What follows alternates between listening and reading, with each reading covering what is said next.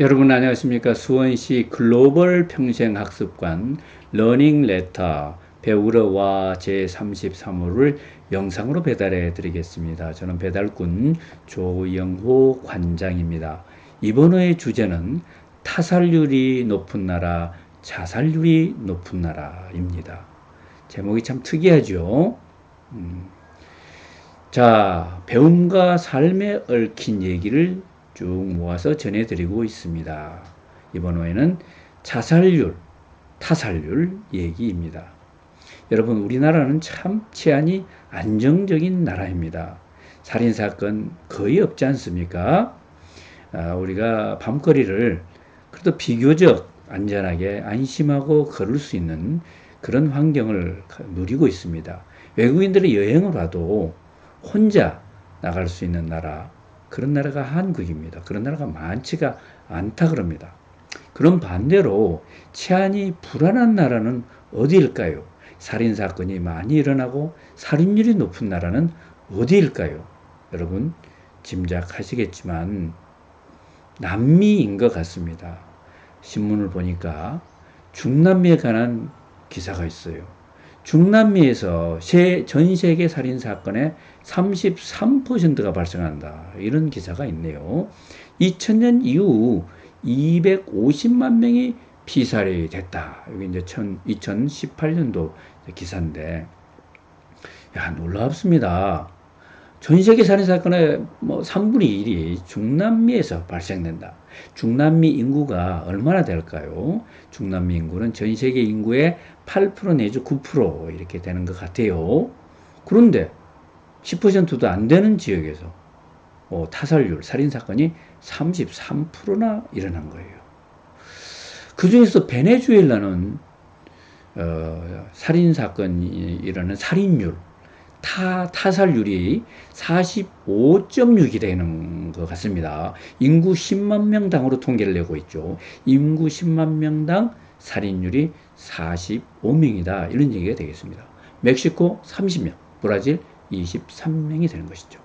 중남미 국가 전체의 평균 살인율, 타살률은 21.5명으로 이렇게 되어 있습니다. 전 세계 평균은 7명이에요. 그러니까 7명의 3배가 되는 것입니다. 정말 치안이 불안한 나라, 어디 혼자 다니기가 어려운 나라가 중남미 국가가 되겠습니다. 참 한국은 참 대단합니다. 한국은 정말 어디든지 안전하게 다닐 수 있는 그런 나라죠. 한국의 살인율은 얼마일까요?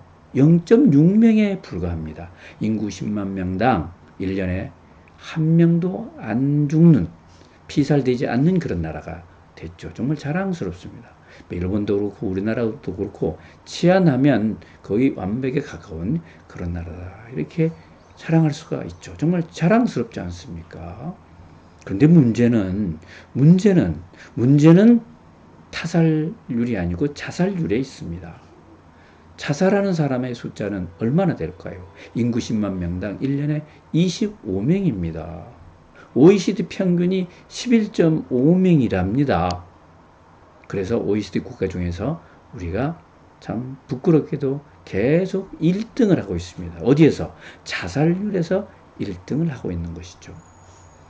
타살률이 높은 중남미의 경우는 어떨까요? 중남미 국가 중에서도 좀 자살률이 많다는 큰 나라, 멕시코, 브라질, 아르헨티나를 모아서 계산을 해봤더니 평균 6.8명이 나오더라고요.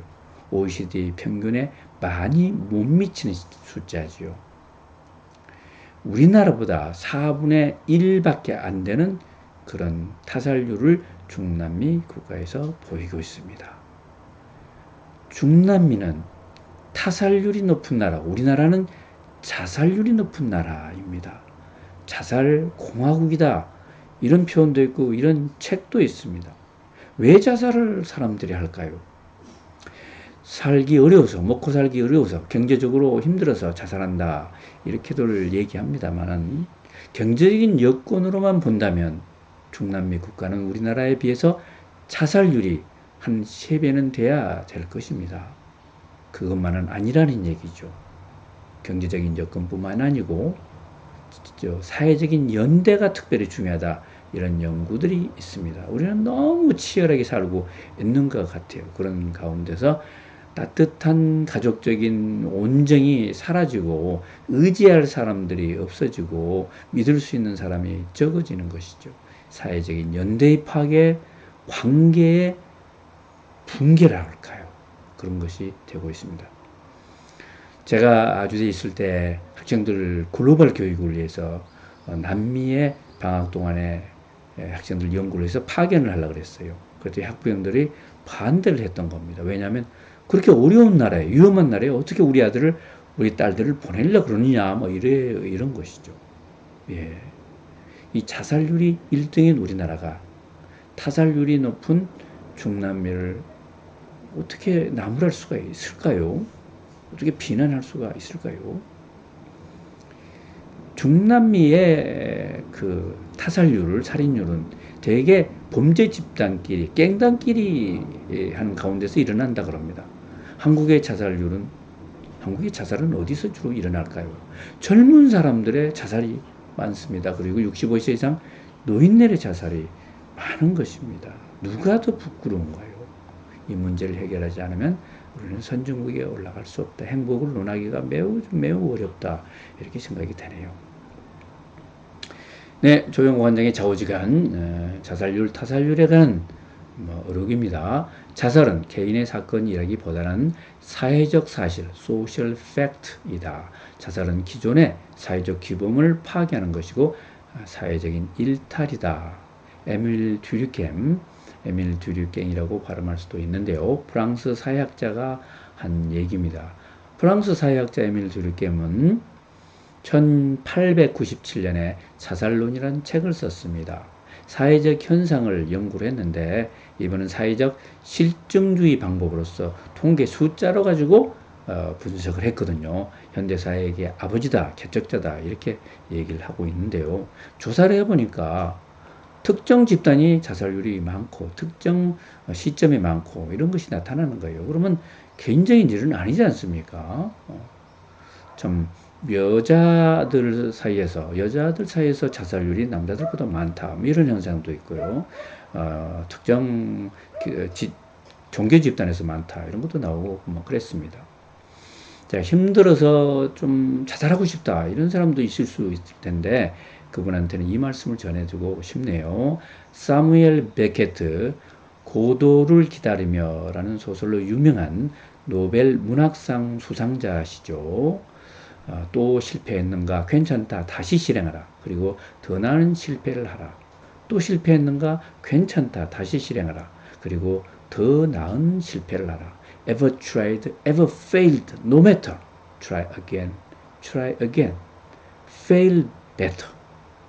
이분은 프랑스 소설가인데, 프랑스인인데, 아이슬란드에서 태어나서 프랑스어와 영어를 동시에 잘하는 분이죠. 네, 여러분 수원시 평생학습관 홈페이지 자주 오시죠. 6월달 열린시민 강좌 윤신진 서울대 교수님의 기후 위기 얘기 있고요. 그리고 소통학교를 개발하는 또 시민들과 함께 컨텐츠를 개발하는 과정이 또 보이네요. 행복한 은퇴를 위한 월담회도 있고요. 수많은 강의가 있습니다.